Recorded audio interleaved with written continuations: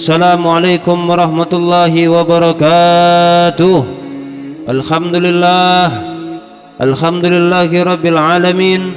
Wassalatullahi wassalamuhu ala Muhammadin sayyidil anbiya'i wal mursalin wa ala alihi wa sahbihi ajma'in. Wala hawla wala quwwata illa billahil aliyyil azim.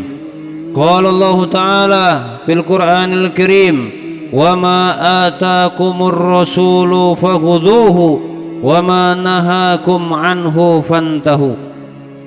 Amma ba'du, hamba Allah yang selalu dirahmati oleh Allah Subhanahu wa taala. Allah Subhanahu wa taala berfirman dalam Al-Qur'anul Karim, "Wala ta'awanu 'alal itsmi wal 'udwan." Kata Allah Subhanahu wa taala, dan janganlah kamu sekalian tolong-menolong dalam hal perbuatan dosa dan juga permusuhan. Al-Quran surah Al-Maidah surah yang kelima ayat kedua. Dalam satu riwayat an Ibni Mas'udin radhiyallahu anhu qala Rasulullah sallallahu alaihi wasallam, la yuballighuni ahadun min ashabi an akhadin syai'a wa inni uhibbu an akhruja ilaikum wa ana salimus sadri. Rawahu Abu Daud wa Tirmidzi. Dalam hadis yang diriwayatkan dari Ibnu Mas'ud radhiyallahu an telah berkata seseorang kepada Rasulullah sallallahu alaihi wasallam, beliau bersabda, janganlah ada seseorang dari sahabatku yang menyampaikan perihal seseorang kepadaku, karena aku ingin keluar kepada kamu sekalian dalam keadaan dada yang bersih. Akhlak yang diajarkan oleh baginda Nabi kita Nabi Muhammad sallallahu alaihi wasallam. Pernah suatu ketika Al-Habib Mundir bin Fuad Al-Musawwah dalam satu ceritanya atau riwayat mengatakan, suatu ketika ada seorang murid beliau yang datang kepada beliau hendak menceritakan tentang seseorang yang sudah menjelek-jelekkan beliau ataukah membuat fitnah terhadap beliau.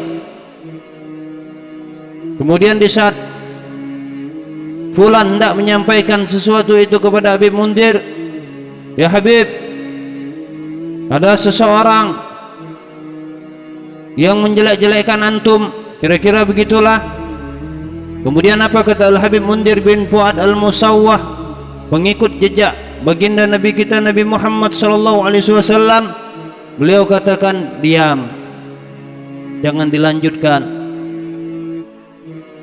tidak usah diceritakan, tidak usah engkau sampaikan, seperti itu.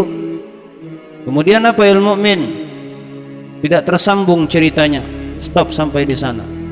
Kemudian pernah juga ulama kita Al-Habib Umar bin Muhammad bin Salim bin Hafiz pun ceritanya hampir sama.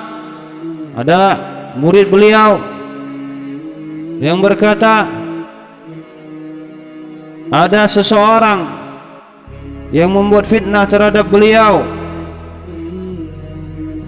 yang datang kepada beliau bercerita tentang seseorang yang diceritakan oleh para murid-murid beliau. Hal yang sama dilakukan oleh Al-Habib Umar bin Muhammad bin Salim bin Hafiz, menunjukkan Habib Mundir bahwasanya Habib Mundir melihat akhlak gurunya Sayyidil Habib Al-Alama Al-Habib Umar bin Muhammad bin Salim bin Hafiz.